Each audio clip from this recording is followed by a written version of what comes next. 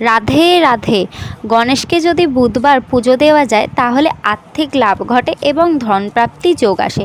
গণেশকে পুজো দেওয়ার নিয়ম, যদি লাল জবা দিয়ে এবং হলুদ গাঁদা ফুল দিয়ে পুজো দেওয়া যায় অত্যন্ত ভালো বলে মনে করা হয়, এবং পদ্ম ফুল অত্যন্ত শুভ, এটা দিয়ে পুজো করা যায়। গণেশের পছন্দের ফুল হলো চামেলি, এটা দিয়ে পুজো দিলে কোনো কথাই নয়।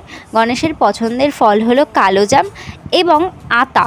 আতা মানে কাস্টার্ড অ্যাপেল, কাস্টার্ড অ্যাপেল দিয়েও পুজো দেওয়া যায়। আর সবচেয়ে পছন্দের ফল তো সবাই জানে, এটি হলো কলা। আর যদি প্রসাদ দিতে চান তাহলে ঘিয়ের লাড্ডু এবং মোদক। মোদক সবচেয়ে বেশি পছন্দের খাবারের মধ্যে একটি।